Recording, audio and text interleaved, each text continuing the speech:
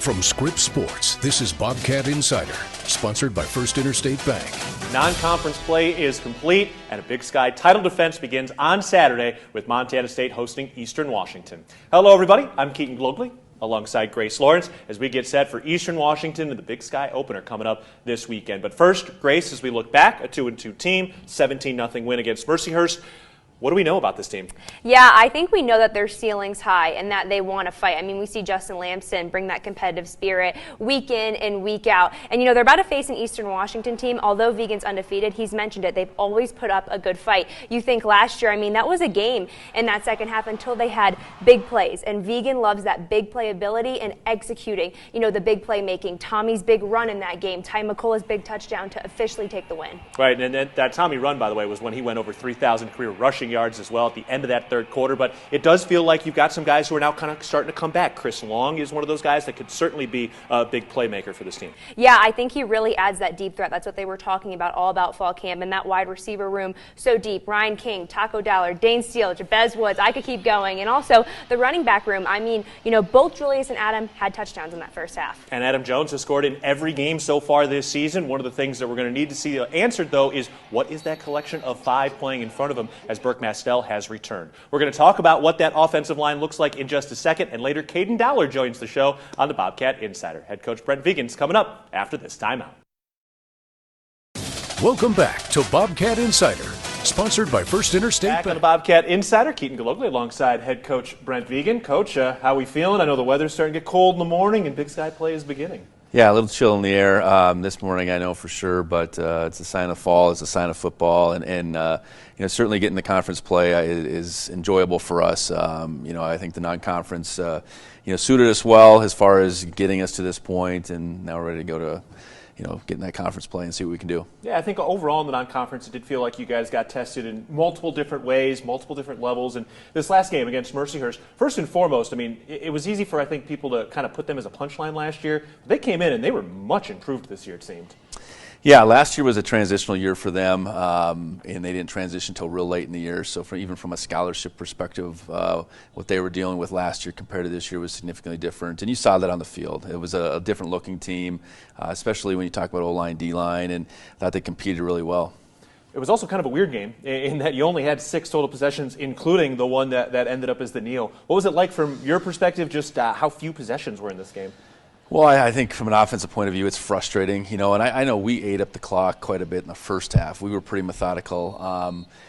You know, then to have 3 possessions, you go 3 for 3 as far as scoring. You want to be able to capitalize on those same opportunities in the second half, and we didn't do that. But you could see that, you know, Mercyhurst was doing everything they could to stay on the field, and they did a good job of that. Defensively, we were able to, you know, bow up when we needed to, but that was really the issue. We weren't getting off the field soon enough. We weren't giving the opportunities to the offense. Then offensively, again, we were methodical in our own right in that first half, and you find yourself in this weird game where the possessions are limited, and ultimately the score probably didn't become what we would hoped it would become. Well, at the end of the day, a win's a win, and you're heading into Big Sky play now, and you're doing so as you continue to find the answers on the offensive line. Nice to see Burke Mastel back at that left guard spot, 3 different combinations on the O-line. Where do you feel like you're at in that regard, and what are we looking for on Saturday as you still find your answers? Yeah, still working through it. I know getting a chance to see the different combinations was intentional last week. You know, getting Burke plugged back in at left guard versus center was the plan. JT's done a really good job at center. Titan has that flexibility, but we prefer not to play him in 2 spots in a game. I know Braden and Cedric and Everett have all played well at times and are still young, you know, so figuring out what our best 5 is the task for this week. And you know, going into this game, we're going to have to play, you know, play well up front, and I trust that we will. Also, another guy coming back is Chris Long, number 1, the Rutgers transfer. We're all excited to see him kind of get into his rhythm. What's a little bit of his backstory? How did he get on your guys' radar, and how has he plugged a need for you? Yeah, it's been his whole career at Rutgers, you know, and for him, I know out of last season, had some injuries, was looking for another opportunity. I think initially it had planned on going to Syracuse mid-year, and then that didn't work out. Still needed to graduate at Rutgers, so he got on our radar, you know, I think as we were going through the spring, and, you know, had played enough football in the Big Ten that we felt like if we could get Chris in, he could really make a difference. And, you know, I think as we had him out here on his visit in the spring, and then ultimately he got here, I think that's been the nature of how we look at it. He's a playmaker for sure, but he's really fit in well. And unfortunately, he's missed a few games here, but hopefully we have him for the long haul because I do think he's a guy that can make a real impact. Yeah, excited to see how he continues to grow. One guy that continues to grow as well is Adam Jones. His numbers haven't jumped off the sheet, but he scored a touchdown in each of the first 4 games. And I thought that touchdown he scored in this Mercyhurst game really showed his elusiveness in the backfield and that strength of the goal line. Yeah, Adams, he's maybe had the tough chances. He's had the most chances, but he's had a lot of tough chances, a lot of short yardage plays. But in that Mercyhurst game, he had probably 2-3 of the best runs, and even run after the catch was one of those. And I think he just continues to prove how versatile he is, and how effective he is with the ball in his hand. And he's a physical runner, but I think he sees it well. And ideally, down the road here, we can get him out in the open because I know he can run real fast too. All right, moving our attention over to the defense. A shutout this weekend. Always fun to see and a very impressive performance. We're going to talk to Kaden Dowler here in a little bit. He kind of took over some of the communication with the green dot in-helmet communication, especially with Neil Daly out. But just in terms of how he's orchestrating your defense in those moments leading up to the snap, how well is he doing that right now? Yeah, he's doing a good job. It's great to have him back there. Many times the strong safety, it was Rylan Ort before Kaden, it can be a quarterback. I know the Mike linebacker sometimes is that too, but I think Kaden, like Rylan, is a guy that knows the defense inside and out, has played in a bunch of different positions, and is just a real intelligent football player. So being able to communicate with him, to have that extra coaching, I guess, that can occur between plays, we thought it was the best way forward. And Kane's playing better and better each week too. He hasn't played in a while, as he missed most of last season, and to get him back out there, I think not only for him but for our defense has been a significant boost. Yeah, it's fun watching him go to work, and really this entire defense as a whole. First and foremost, just when you do look at this defense as they continue to get better, what do they need to do to get this thing to the next level and continue to improve week after week? Well, I think we're doing a pretty solid job of the concept of just doing your job, playing your 1/11th.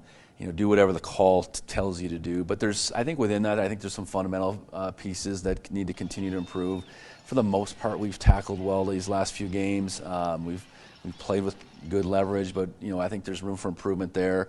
I think knowing situational football, I think, is something that as young players, getting those guys more and more dialed in.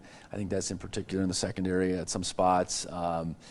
But for the most part, I think we're playing with great effort. I think we are playing together for the most part. I think that game showed, hey, we're going to keep fighting. The defensive football between the 20s wasn't maybe very impressive, but they got inside the 20s. It was very impressive. So I know we can build off of that. Hopefully we can get this next team off the field a little bit more frequently. But I like how this group is coming together and playing near the brand of football that we need them to play. All right, going to have to play that good brand of football this weekend against Eastern Washington. They haven't been maybe the top of the Big Sky the last couple of years, but they're still a very, very good football team. What are you seeing from their offense? Seems a little different than what they've done in previous years, and just also how their defense has been moving around a lot. Yeah, I think in my time as the head coach here at Montana State, Eastern's, we played them every year, so you get to see them first and up front and personal, I guess. But they've continued to evolve. They had a quarterback, Eric Barrier, when we first got here, that it was almost like backyard football. Let him go and make plays of all sorts. I think they've settled in to be a more run-oriented team the last couple of years. Led by a quarterback run game in particular this year, and they have 2 guys that have been doing it. Both Taylor and Bell have been effective runners, and at the same time they've had a little bit of a big play passing game. So a little bit more ball control, I would say, offensively than they were when I first got here. And then defensively, I think their defense has gotten better and better and harder to deal with each and every year. So, we'll have to play our best football to do what we want to do. I think, as we sit here, we're both 0-0 in the conference, so we got to expect their best shot, and they are very capable of giving you a good shot. So it's going to need to be an improved effort from us, and look forward to the opportunity. Can't wait, Coach. Appreciate the time and the insight today. Yeah, absolutely. All right, we're taking a break in just a bit. Kaden Dowler will join Grace Lawrence on the Bobcat Insider. Welcome back to Bobcat Insider, sponsored by First Interstate Bank. Bobcat defense coming off their first shutout of the year, a 17-0 win against Mercyhurst. And Grace, we know the ceiling of this Bobcat defense is very, very high, and we're starting to see some brighter flashes now. and it all starts up front. How fun is it to watch that defensive line just compete every Saturday? And Paul Brott talked about it post-game. I mean, he's been steady, but he wanted to make an impact, which is what he did on Saturday. Absolutely. He got the forced fumble that Takari Carr recovered, and then Takari Carr had not one but two tips to keep the ball in the air to help Ryan Crea get the first interception of the year for Montana State in the end zone on fourth down, which helped bring it out a little bit. But very excited to see some of these turnovers. Going to need to see more of it, and when you do, you get a nice reward. You get a cool little hat, a takeaway hat. That was an addition from a defensive coordinator, Sean Howe, to the defense, maybe a little extra incentive to force a turnover. But, talking about the defense as a whole, the quarterback of that squad is Kaden Dowler, Billings native. We'll be talking to him coming up after this.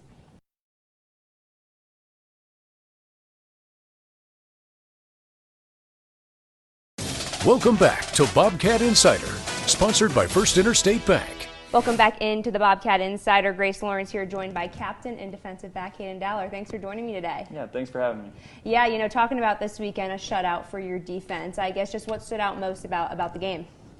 Yeah, I mean, looking at it from a defensive perspective, 0 points is always really cool, and it doesn't happen a whole lot, but I feel like we could have got off the field a little bit more. There weren't a ton of opportunities for our offense to score with 6 possessions or whatever that was, so I think we could have got off the field on third down a couple more times, but yeah, room to grow. Yeah, what's the challenge of a team that goes for it so much on fourth down, and what can you guys take from that experience into the rest of the season? Yeah, I mean, we knew they were going to. Once they crossed midfield, really, they wanted to go for it on fourth down, and it's just it makes third down second down, so they get a whole nother play to set up their third down play, which is really fourth down. I think just having that mentality to get off the field on fourth down instead of maybe letting them pick up a couple yards on third, so it makes it a little bit easier.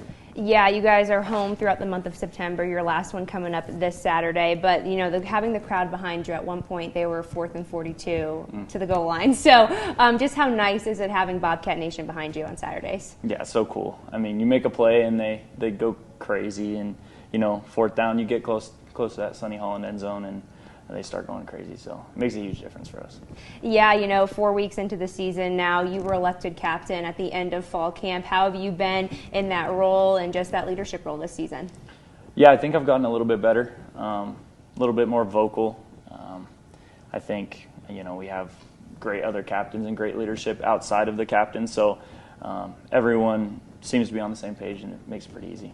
Yeah, on the defense, your captains along with Kenneth Iden and Paul Brott. How nice is it to play behind a defensive line as experienced and talented as the one you guys play behind? Yeah, it makes a huge difference. That's for sure. I mean, don't have to worry as much about maybe the run sometimes when I know my guys are getting home, or maybe covering for a little bit less time just because they're getting to the quarterback pretty easily. So.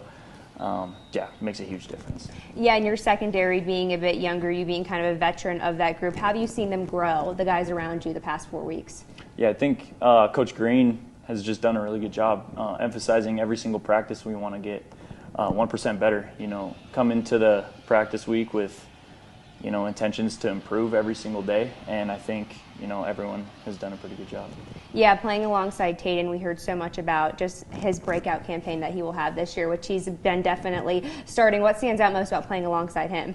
Yeah, I mean, he's really fast, really athletic, and being more decisive is kind of where we wanted him to grow this offseason, and making plays is knowing what you're doing, especially, and then being able to play fast. So he's done a really good job taking a huge step forward with that.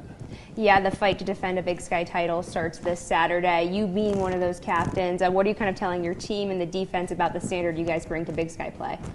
Yeah, I think it starts Monday, obviously. It started yesterday with preparation, getting in the film room. I mean, it's another game. Just like every other week, we're going to prepare as hard as we can and go out there and let it loose. Yeah, what was your biggest takeaway from non-conference play that you're going to bring into the rest of the season? That we can be good. I think as a defense we have showed glimpses of being really good, and then at other times not being so great. So I think the details matter a lot to this defense, and I think we're a pretty fast defense. So I think, honing in on the details during the week. Yeah, I've seen it since I've been here. When a team plays you guys, they get up for that game. They want to give you your best. You're their Super Bowl. What's that like, the target on your guys' back? Yeah, we love it. Every week, that you don't want it any other way. So coming into every week knowing you're going to get the best of every other team, it's huge. Makes you prepare just that much more. So I think it's really important that every week we treat the same. Yeah, and then in talking really to any of the coaches on this team, when they talk about you, they talk about your resilience, overcoming a couple injuries and still keeping that, being a great teammate and being a great player on the field. How do you keep that personal standard with everything you've been through? Yeah, I think just responding to adversity, responding when stuff goes your way, responding well, and then when stuff doesn't go your way, responding well. Kind of just like every single play on the football field. If you make a good play, there's still going to be another play that you have to make, and if you don't make the play, you're still going to have to line up again and do it again. So, being the same person through the ups and downs, never too high, never too low. That's what Coach Shep likes to say. So. Yeah, and then how much did you learn kind of from maybe being sidelined, how to be the best teammate you can be, and now bring that into being a captain? Yeah, when you're sidelined, your voice is a little bit, not listened to as much, it seemed like. So being able to just support guys, that was my main focus last year, was just support guys. And then, when I get back, I didn't want to lose a step. So I didn't, I stayed in the film room a little bit longer, invited guys over to, watch film or do something extra. So I think, when I got back, I hadn't lost a step with that. Yeah, whenever you make a play, you're a pretty steady guy, play in and play out. But we saw some emotion when you had that sack. Take me back to that moment. Yeah, it was a perfect call. No one blocked me, so I just had to run in and get the guy on the ground. I don't know. I feel like I try to, remain steady. But I think the crowd got really excited, so I felt like I needed to get excited and celebrate a little bit. Yeah, and then both you and your brother Taco are off to great seasons. To be able to play alongside one another on opposite sides of the ball, just what's that like? Yeah, it's pretty cool. I looked to the sideline last week and I missed an assignment, and he let me know as the next play was about to happen. He let me know that I missed my assignment, so he knows the defense as well as anyone. Just like when I'm watching him, I'll let him know, maybe a little more effort here or something like that. But no, I think it's really cool that we get to play together. What did he say to you? Just made a comment in passing, kind of? No, he was on the sideline, yelled my name. He was like, the guy ran vertical there, like, you got to cover him. And so, which I did. But yeah, so. Brotherly love. Yeah, brotherly love. Yeah. Starting Big Sky play against Eastern Washington, what stands out most about the Eagles as you guys take them on Saturday? Yeah, they have, as a secondary, we like to look at the receivers, the skill position. So good receivers. Number 6 stands out, a lot. He's in the slot a lot, so we'll have to be covering him. Quarterback-wise, we don't really know who's going to be out there. Number 2 or number 15, both of them are really good athletes, move around in the pocket really well. So, our rush lanes are going to have to stay consistent and going to have to cover for a long time. And it's the homecoming game. Do players think much about themes? Is it fun when it's homecoming? Any thoughts on that? I think the only player that I've ever heard talk about the theme was Miles Sandstead. He seems to care a lot about whether it's pink out or homecoming, whatever it is. I never pay attention to it, but as long as fans are in the stands cheering, it's pretty cool. That's funny. He's on top of it, so he's telling all of y'all. He is, yes, he is. Well, thanks so much for joining me, and best of luck this Saturday against Eastern Washington and the rest of the season. Thank you. Stay tuned. Keaton and I will be previewing that matchup coming up after this. Welcome back to Bobcat Insider, sponsored by First Interstate Bank. Welcome back into the Bobcat Insider. Grace Lawrence joined alongside Keaton Galogli, and so great in talking with Kaden. He's a part of a defense that's really elite, but they want to get to that next level. And it's going to be another test this Saturday as the Eagles put up 50 points just last week. Yeah, they were pretty darn good against Western Illinois, and they went for 2 multiple times. Nate Bell has been starting at quarterback with the injured Jared Taylor, but he's a great running quarterback. He threw the first 2 passing touchdowns of the year this last week, and everybody's talking about number 6, Noah Cronquist, but they still have a couple of big-bodied wide receivers out there as as well who are kind of finding their way. So going to be a really, really stiff test on that side for Montana State's defense. And even still, we've heard from Coach Vigen multiple times, this Eastern defense is much improved. And, you know, I talked about at top of the show, I'm going to end with it, that big play ability. You know, Justin Lamson, Chris Long, Taco, the running backs, all of them. A couple of them got to have those big plays, execute the big playmaking this Saturday. Well, they've got the guys to do it for sure as we get set for homecoming this weekend, a 2 p.m. kickoff between Montana State and Eastern Washington at Bobcat Stadium. For Grace Lawrence, I'm Keaton Galogly. We'll talk again next week on the Bobcat Insider.